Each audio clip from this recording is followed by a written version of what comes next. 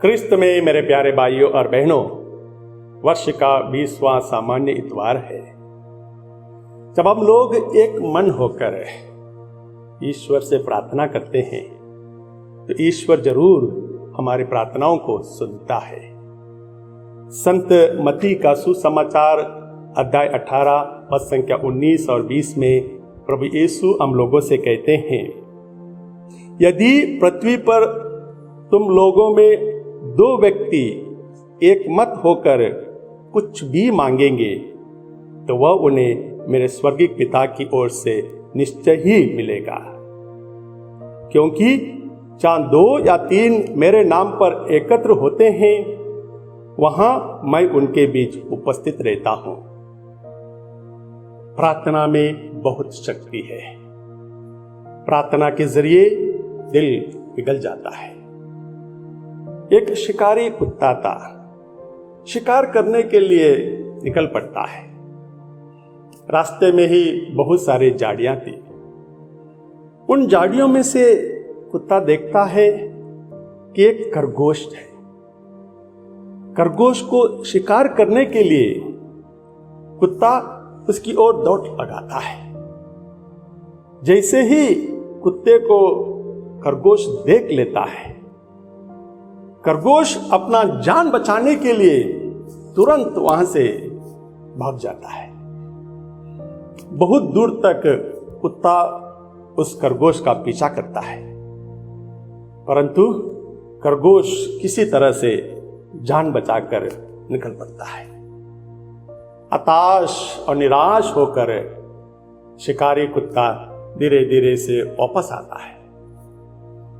जैसे वो घर की ओर वापस आ रहा था, एक किसान इन सारी चीजों को देख रहा था कि कुत्ता खरगोश को दौड़ा रहा है, परंतु सफल नहीं हुआ है।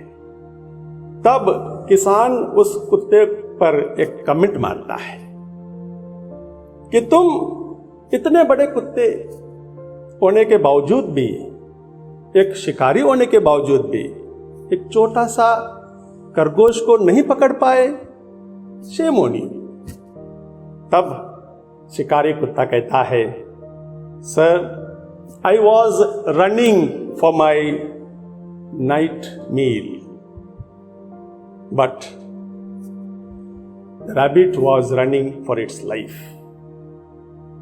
मैं तो रात का खाने के लिए भाग रहा था, परंतु वो खरगोश अपनी जान के लिए भाग रहा था। जी हाँ प्यारे भाइयों और बहनों, आज के सुसमाचार में हम लोग सुनते हैं कनानी स्त्री प्रभु यीशु से मुलाकात करती है, एक मकसद के साथ, एक देह के साथ। कुछ मांगने के लिए वो प्रभु के सामने आ जाती है कि उसे अपनी बेटी का चंगाई चाहिए थी। प्रभु कुछ समय के बाद मान ही लेते हैं। आज के पहले पाठ में क्रिस्त में मेरे प्यारे भाइयों और बहनों, नबी ईसाइयस लोगों को आश्वासन देते हैं कि वे प्रार्थना करें और ईश्वर उनकी बात सुनेंगे।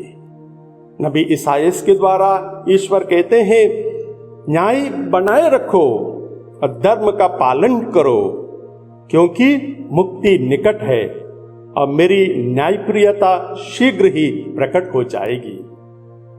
जो व्यक्ति लगातार प्रार्थना में विश्वास रखता है और प्रार्थना करते रहता है, ईश्वर उन्हें कभी भी निराश नहीं करता है। कनानी स्त्री और प्रभु यीशु क्रिस्त के वार्तालाप के जो बात हम लोग समझते हैं, उनमें से हम लोगों को 3 बातें सीखने को मिलती है। पहला है लगन, परसिस्टेंस। कनानी स्त्री बार बार यीशु से कुछ मांग रही है, अपनी बेटी की चंगाई, और प्रभु उनकी बात मान लेते हैं, क्योंकि प्रार्थना में वो लगी रही, ईश्वर से मांगती रही।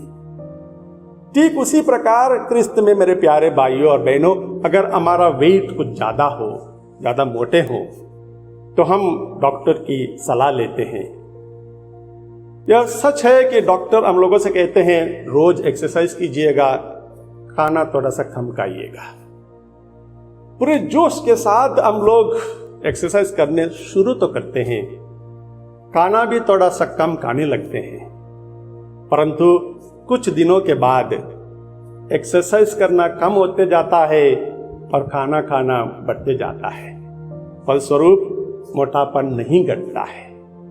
प्रार्थना भी कुछ इसी प्रकार का होता है हम लोगों के जीवन में। कभी कभी बहुत विश्वास के साथ बैठकर प्रार्थना करते हैं, कभी कभी धीरे धीरे से हम लोग कम होते जाते हैं। प्रभु चाहते हैं कि पूरे लगन के साथ हम लोग प्रार्थना करते रहे, विश्वास में डटे रहे। दूसरी बात है अपने लक्ष्य पर पूरा ध्यान रखना। Need for clear focus. Civil rights movements call it keep your eyes on the prize. Keep your eyes on the prize.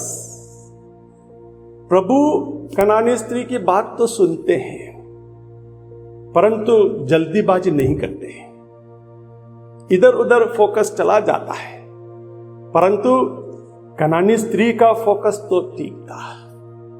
उनको पता था कि उनकी बेटी का चंगाई जरूरी है और वो बार बार मांगती है।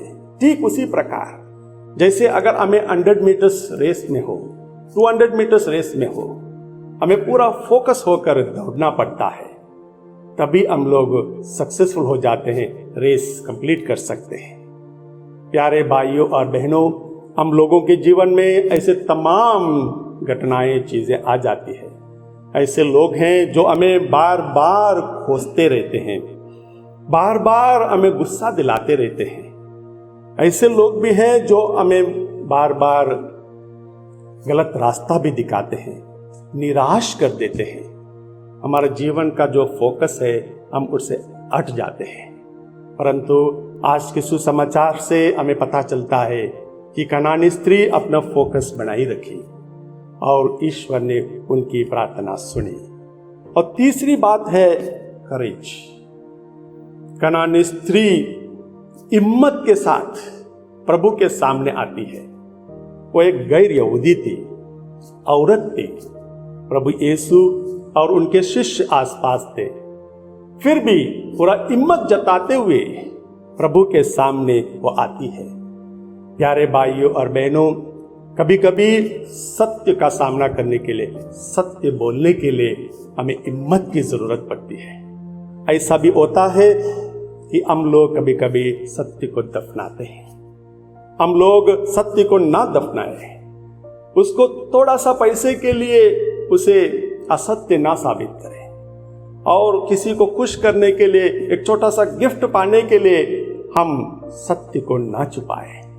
जो व्यक्ति सत्य के साथ, धैर्य के साथ अपना जीवन बिताता है, प्रभु उन पर बहुत खुश रहता है, क्योंकि प्रभु यीशु स्वयं कहते हैं, मार्ग, सत्य और जीवन मैं हूं। क्रिस्त में मेरे प्यारे भाइयों और बहनों, समाज में ऐसे तमाम माता पिता हैं जो अपने बच्चों के अंदर छोटा छोटा डीमन देखते हैं, शैतान को देखते हैं। जैसा कि मोबाइल की लत लगना, जैसा कि इंटरनेट में पड़े रहना, जैसा कि नशेबाजी करना, जैसा कि गलत संगति में पड़ जाना, जैसा कि पढ़ाई में मन नहीं लगाना, इन सारे छोटे छोटे शैतानों के साथ हमारे बच्चे, हमारे घर परिवार में है। माँ बाप चाहते हैं कि इन सारे छोटे छोटे शैतान दूर हो जाए। हम सब इन छोटे बच्चों के लिए, इन सारे छोटे शैतानों को दूर करने के लिए प्रभु के सानिध्य में आए, पूरे विश्वास के साथ प्रभु से प्रार्थना करें और प्रभु हमारी प्रार्थना जरूर सुनेंगे और हमें चंगाई प्रदान करेंगे। आमीन।